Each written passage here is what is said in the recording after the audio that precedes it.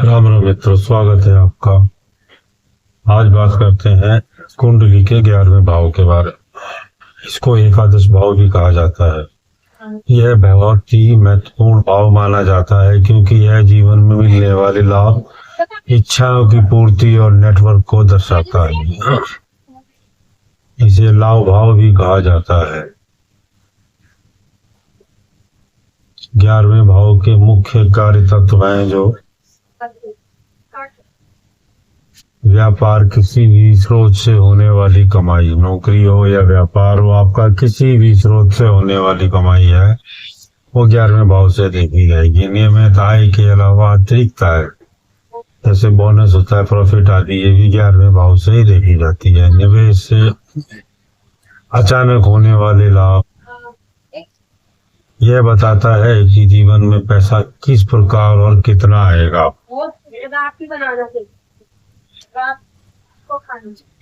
इसको इच्छा पूर्ति का भाव भी कहा जाता है। आपकी मनोकामनाएं पूरी होंगी या नहीं, जीवन में बड़े लक्ष्य पूरे होंगे या अधूरे रहेंगे, आपकी महत्वाकांक्षाओं को बताता है जिसे आप दिल से चाहते हैं।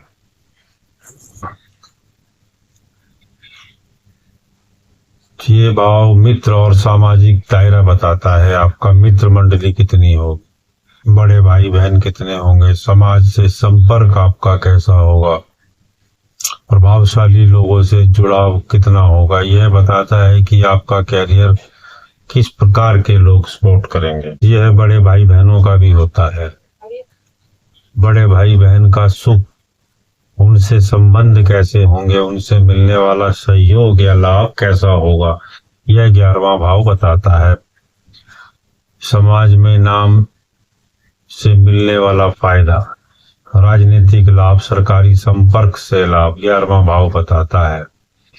आपकी पार्ट टाइम जॉब इनकम कितनी होगी, आप कमीशन से कमाते हो, प्रॉपर्टी शेयर से कमाते हो, किसी भी माध्यम से जो आपका लाभ है वह 11वें भाव से ही देखा जाता है।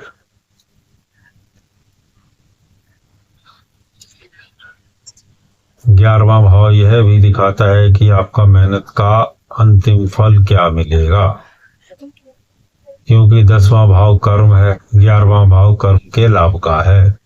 10वें भाव में आपने कर्म करा, काम करा और 11वें भाव से आपको पैसा मिला, तो यहाँ से आपको पुरस्कार, उपलब्धियां, सम्मान, अवार्ड वगैरह, प्रमोशन से लाभ होने वाले जो भी हैं वो सब 11वें भाव से देखे जाते हैं।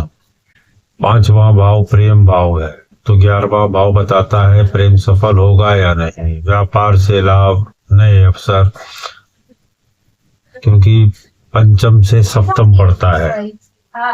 5वां हमारा यार दोस्तों का होता है, प्रेमी का होता है, खेल कूद का होता है, और सप्तम भाव शादी का होता है। तो यह प्रेम की सफलता भी दिखाता है, व्यापार में लाभ, नए अवसर, नए क्लाइंट भी दिखाता है। अच्छा, अब आपको राजनीति में सफलता नहीं मिलेगी, मिलेगी या नहीं मिलेगी, यह मजबूत हो तो जन समर्थन, वोट बैंक, बड़े लोगों को सहयोग भी इसी भाव से देखा जाता है।